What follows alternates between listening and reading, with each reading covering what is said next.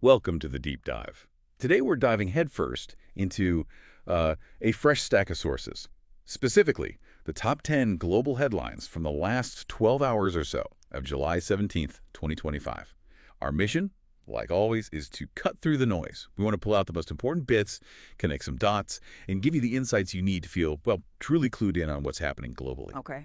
Okay, let's unpack this. We've got quite a mix today. Everything from high-stakes diplomacy and finance to some really surprising corporate moves, natural disasters, and even some pretty inspiring achievements. Yeah, it's really about finding that signal in all the noise, isn't it? Right. Helping you see how these things that seem separate actually weave together, giving you that context. Exactly.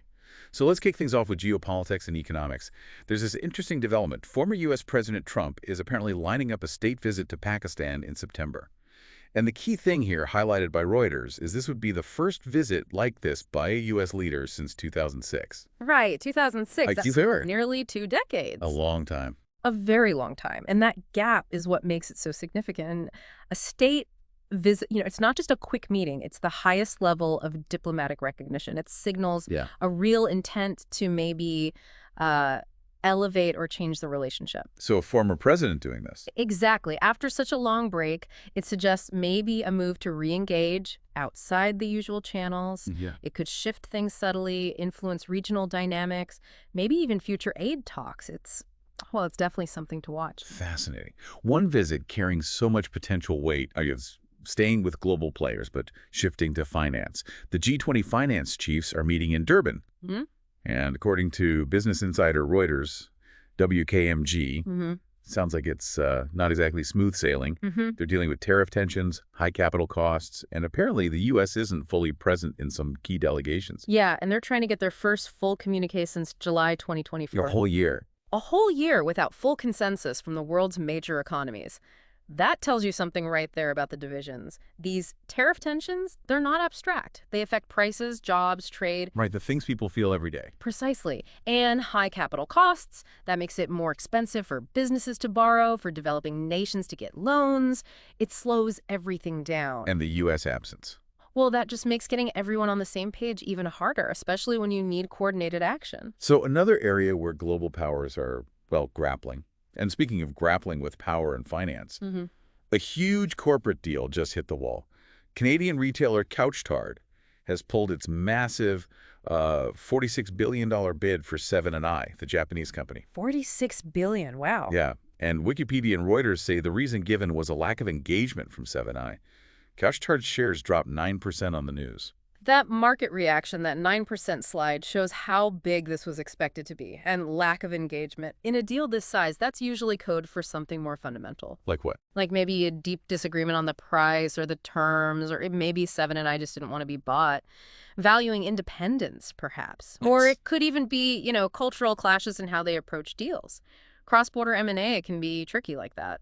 Interesting. It shows the target company still holds a lot of cards, even with a huge offer on the table. Right. And sticking with big corporations under the microscope, Meta is back in the headlines. Fortune.com is reporting that legal proceedings are now officially moving forward against Zuckerberg and other leaders. Over that $8 billion lawsuit, right? That's the one, connected to the whole Cambridge Analytica scandal. Right, Cambridge Analytica. That feels like ages ago, but the fallout continues.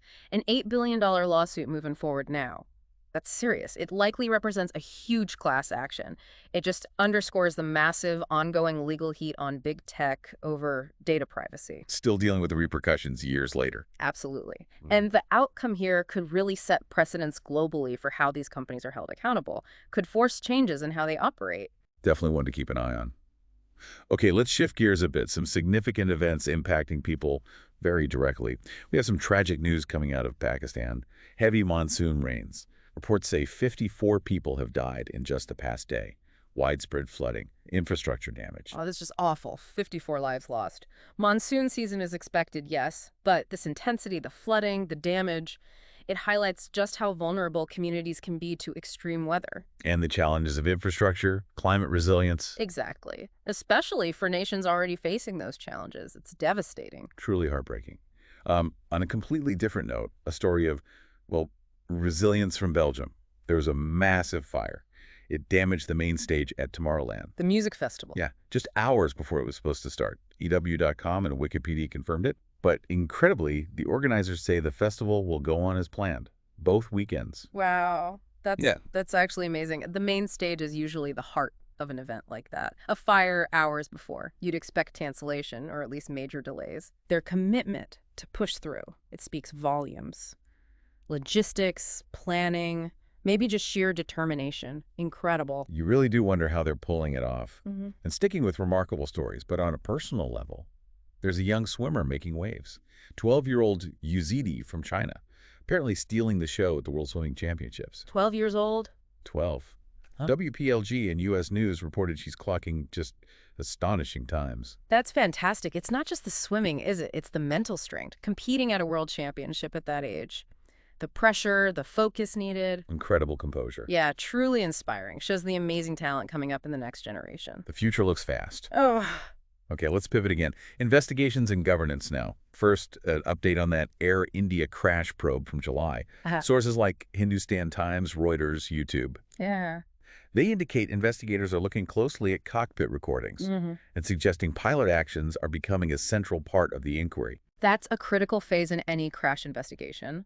When the focus shifts to pilot actions, it means digging deep into human factors, decisions made under pressure, training, communication, fatigue, everything. It's not just about finding blame, is it? Not at all. It's about accountability, yes, but more importantly, learning lessons, identifying any systemic issues to improve safety across the board, prevent future tragedies. Vital work. And sticking with governance, but in the sports world, the ICC annual conference is happening in Singapore. And the Times of India reports USA Cricket might be facing suspension. Plus, there are key elections for associate members. Right. The ICC is cricket's global governing body. A suspension for USA Cricket. That would be a major setback for the sport's growth in the States. Usually these things point to pretty serious issues internally. Governance problems, mismanagement. Not meeting their obligations. Exactly. It highlights that need for strong, transparent leadership in these global sports bodies, especially as they try to expand into new markets like the U.S. Okay, and finally today, let's look at societal movements. We're seeing these good trouble lives on protests across the U.S. Tens of thousands expected, apparently, in all 50 states and Puerto Rico, invoking John Lewis's legacy. Good trouble. John Lewis's idea of necessary nonviolent disruption to fight injustice. That phrase still resonates so powerfully. And the scale of it. All 50 states, Puerto Rico. Yeah, that widespread nature tells you something. It suggests his legacy is deeply connected to current movements for civil rights and social change. It's not just one issue, likely a broad spectrum of concerns. It shows that spirit of activism is still a very strong force. Wow. So looking back, we've covered a huge amount of ground. From, Trump's potential Pakistan visit and G20 tensions to that massive couched hard deal falling through, the ongoing meta lawsuit. And the tragedy in Pakistan, but also that resilience at Tomorrowland and the young swimmer. Right, and the Air India probe, the ICC governance questions. And wrapping up with those widespread good trouble protests. It really shows how interconnected everything is, doesn't it? Absolutely. These aren't isolated stories. They're all threads in this incredibly complex global tapestry. Geopolitics affects markets, tech raises ethical questions, local disasters have global ripples. It all influences each other. And, this raises an important question for you listening. How do these individual stories, when you put them together, shape your understanding of what's happening right now? And what other connections might be lurking just beneath the surface, waiting to be discovered? We hope this deep dive has helped you feel more informed about today's key events. As always, we definitely encourage you to keep digging into the topics that caught your interest the most.